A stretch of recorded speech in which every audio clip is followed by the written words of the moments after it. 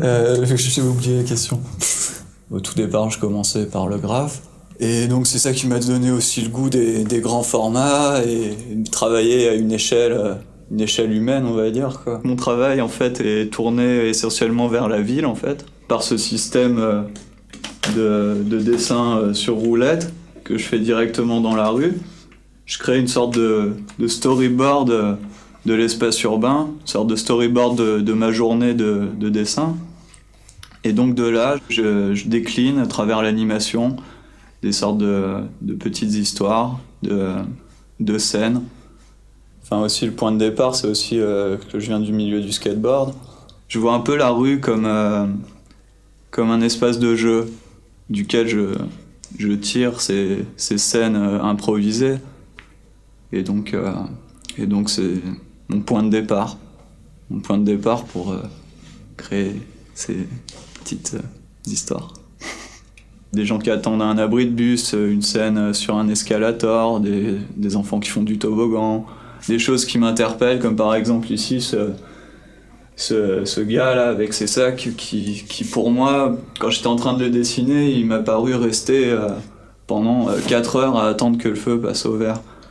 Des scènes comme ça presque insignifiantes qui mises bout à bout d'une certaine manière avec un rapport avec le son, toutes ces corrélations en fait entre ces différentes choses, c'est ça en fait qui le tout crée ces petites histoires.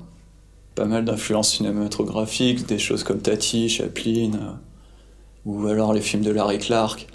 Ça peut aller des dessins de Giacometti où c'est que du trait et comme ça une sorte d'acharnement. Dans la même idée, ouais, les dessins de Masson, l'écriture automatique, toutes ces choses-là, donc qui sont très rythmés quoi, dans le dessin.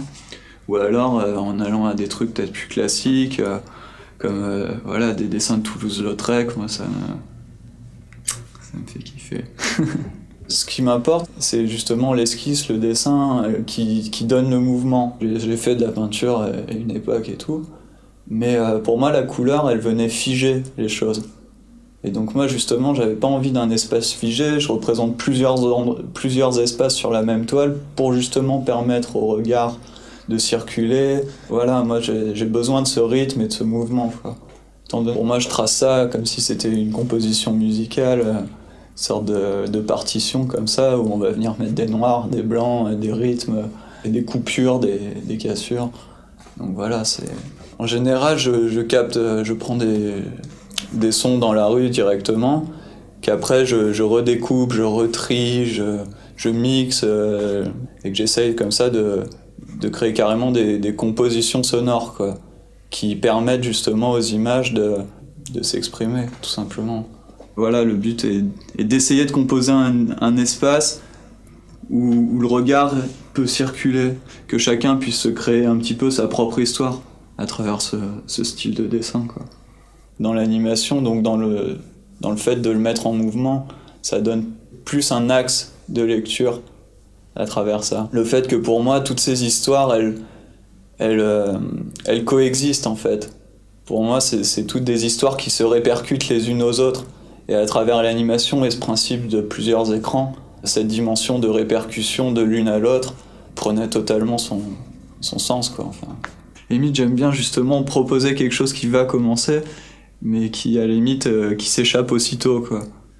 Essayer aussi de faire réfléchir un peu les gens sur, justement, peut-être des choses très simples qu'on n'a plus l'habitude de regarder, en fait.